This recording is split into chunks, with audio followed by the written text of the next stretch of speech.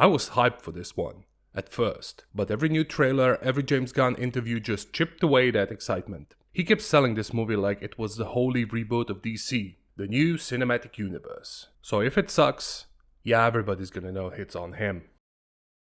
The movie starts by telling us that metahumans have been around for 300 years. You'd think that would drastically change world's history, but no, not really. It only matters when movie needs it to.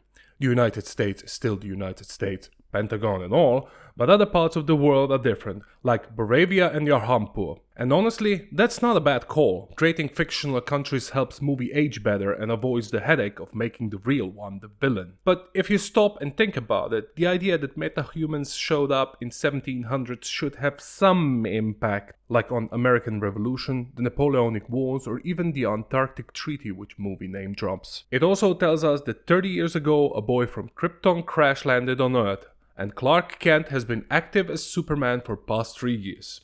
Next, we see Superman crash land in Antarctica, already beaten to hell.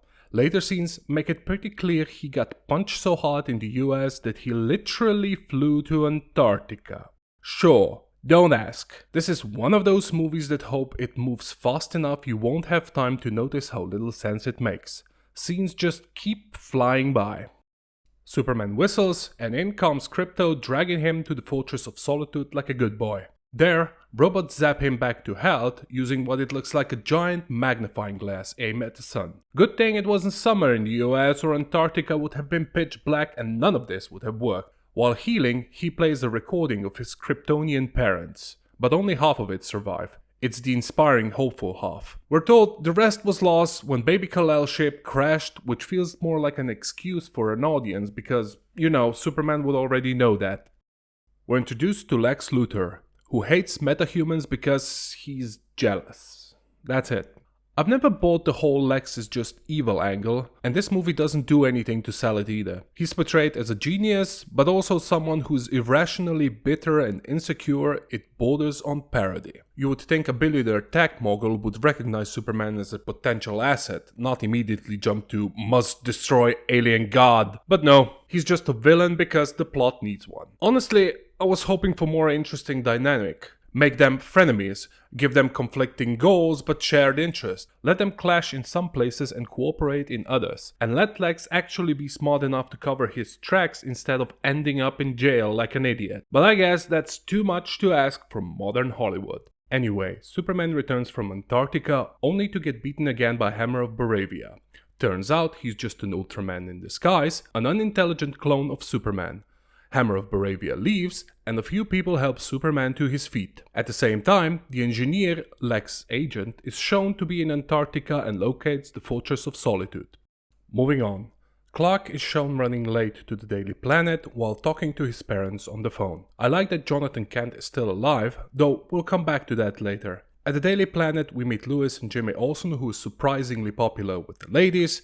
Good for him. After the scene at the office, we get a moment between Lois and Clark at her apartment. Some making out happens and Clark suggests she interview him as Superman. The interview ends up being about his involvement in Boravia-Yarhampur conflict, where he stopped Boravian invasion. But instead of standing firm in his action, Clark acts like an insecure child. Lois tells him that their relationship might not work because she's bad at relationships, and then he leaves. Meanwhile, Lex finds and enters the Fortress of Solitude. With the help from the engineer, he hacks into a main console and retrieves the message Superman's Kryptonian parents sent with him as a baby. The engineer even manages to reconstruct the second part of the message, something that robots or Superman himself apparently couldn't figure out in the last 2 decades. They capture Krypto and leave. A merchandise-friendly baby kaiju is released, and overnight it grows into a full-size monster. Superman fights it, and the whole sequence serves as an introduction for Justice Gang. Green Lantern's Guy Gardner, Hawkgirl, who is in this movie, and Mr. Terrific, who is actually a solid addition. The Justice Gang manage to kill the kaiju while Superman runs around saving civilians and the squirrel. It might have been a more impactful moment if Superman actually interacted with the people he saved, but the movie doesn't have time for that. After the kaiju is dead, Superman and the Justice Gang have a brief debate. He was against killing the creature, but they shut him down pretty quickly. Then Lex drops full Kryptonian message, and second half is not great. Turns out Superman was supposedly sent to rule Earth, wipe anyone who resists, and starts his own harem. Yup, this really looks like Jor-El and Zod were allies. The Justice Gang confronts him about it, and he says he only ever saw first part, the nice version. Superman flies back to the Fortress of Solitude and finds the place trashed, robots destroyed, and Krypto missing. Then he heads straight to Lex, demanding to know where Krypto is. Lex, of course, is smug about it. He implies he's got the dog and tells Superman to turn himself in. So Superman goes home, where Lois is waiting for him. They talk, he says he's going to surrender to save Krypto, and tells her he loves her. She doesn't say it back. If you thought the whole metahumans existed for 300 years was wild, buckle up. For some reason, the US government decides to give Lex Luthor the authority to arrest and imprison Superman. No trial, no oversight. So Superman gets arrested, and Lex opens a portal to a pocket universe created by Luthor Corp. The pocket universe has multiple doors to different places on Earth, which means it also works as a teleportation system. And yes, Luthor Corp apparently has a god-tier tech that lets them create universes, complete with anti-proton river and a black hole. Lex can literally create matter now. He's using this place to stash away enemies, metahumans and ex-girlfriends. And he's got monkeys in there running social media campaigns to ruin Superman's image, just to make sure we all understand how petty he is. And now we're introduced to yet another character, Metamorpho, because clearly we didn't have enough people in this movie already. We've got Clark, Lois, Jimmy, the Daily Planet crew, Guy Gardner, Hawkgirl, Mr. Terrific, Lex's girlfriend, who is also Jimmy's ex, Ultraman, the engineer, the Luthor Corp people, Martha and Jonathan Kent, Vasil from Boravia, Maxwell Lord, Krypto the dog, and 4, the Kryptonian robot from the Fortress of Solitude, and now Metamorpho. He turns his hand into kryptonite, which keeps Superman locked up. Then Lex shows up to interrogate Superman about his Earth parents. Superman tells him nothing, so Lex kills some guy who helped Superman early in the film. Evil. Meanwhile, Lois and Jimmy try to figure out where Superman's been taken. Jimmy asks his ex-girlfriend, who is now dating Lex, for info, and she tells him Superman has been locked away in a pocket dimension created by Luthor Corp. Lois then goes to Justice Gang for help. Guy Gardner and Hawkgirl refuse, Superman's been arrested and they don't want to get involved in the politics. Mr. Terrific agrees to help, not because it's a right thing to do, but just to spite Guy. They track Superman's location because Mr. Terrific apparently injected nanobots into his bloodstream earlier. Apparently he does that to people he meets on a regular basis. Sure, the movie's already a clown car of dumb ideas, it's just one more. They head to one of the gates into Luthor's pocket universe. There's actually a solid scene where Mr. Terrific beats up some Luthor Corp goons. Well, it would have been solid if the cinematographer knew what he was doing, but we'll come back to that later. Mr. Terrific hacks the gate, and they enter. They stopped at the entrance, while he sends Drone in to scout the place. Meanwhile, Metamorpho has a change of heart and drops the kryptonite, letting Superman try to save his kid. Because apparently Lex wasn't cartoonishly evil enough already. Yeah, Lex kidnapped Metamorpho's child to force his cooperation. Superman still can't get up, he's drained and there is no sunlight.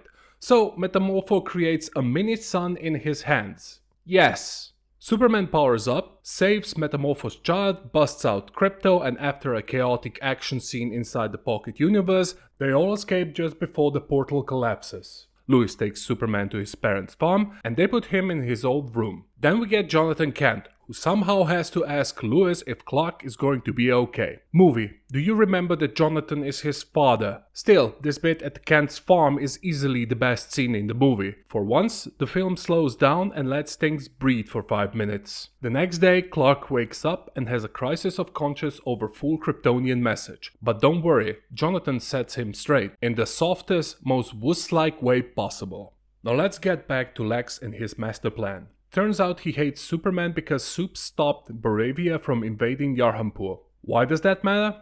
Well, Lex had been supplying Boravia with weapons, practically for free, so they could take over Yarhampur. In return, Boravian government promised him half the country to build his own personal kingdom. Yes, that's the plan. Lex Luthor wants his own country, on Earth, even though he has already invented technology that lets him create space, time and matter. Are you serious, Gunn? What the... was this in comics. Lex orders the Baravian invasion of Yarhampur and modifies the gate to the Pocket Universe, which immediately starts tearing Earth apart, threatening Metropolis. The movie makes a point to show that part of the city is evacuated, so there is no repeat of Man of Steel. Superman now has a choice: save Metropolis or save Yarhampur. He picks Metropolis. What follows is a fight between Superman, the Engineer, and Ultraman. For some reason, Ultraman isn't strong enough to match Superman's at first, but the moment the Engineer goes down, Ultraman's power level catches up. They fight, and Ultraman spends most of it kicking Superman's ass. Eventually, Superman calls Krypto, and together they manage to throw Ultraman into a black hole that appears through the portal. And by black hole, I mean whatever Hollywood thinks black hole is. It sucks in Ultraman and nothing else. Don't think about it. Superman, Mr. Terrific, and Krypto fly to Luthor's base of operations. They stop Lex from escaping and close the gate, which somehow stops Earth from ripping apart and pulls the black hole back into the Pocket Universe. The Justice Gang with Metamorpho stops the invasion of Yarhampur, and the Daily Planet group, helped by Lex's girlfriend, exposes Lex's plans to the world. Lex gets arrested, the people he had locked away are free, and Lois finally tells Superman she loves him too. Now about the cinematography. It's strange. There are way too many close-up shots of actors' heads, followed by weird spins and camera rotations. It's headache-inducing. When Superman flies fast, they slap on this awkward fisheye effect. Again, with spinning. And it's not just once. It feels like they're trying to hide something, or some idiot thought this actually looked good. If you plan to watch this, do yourself a favor and sit in the last row, or watch it on the smaller screen. The movie's a mess, and it's exhausting to watch. The pacing is so fast to distract you from thinking too hard. There are too many characters, most of them are just there and add nothing. I expected this movie to focus more on Clark and Lois, but they only get 4 scenes together. I don't think this is how you kick off a superhero universe. With sheer number of characters they crammed in, it's obvious DC is once again trying to play catch up with Marvel. And setting it in a world with 300 years of alternative history, good luck getting audience to care about any of it. Thanks for watching.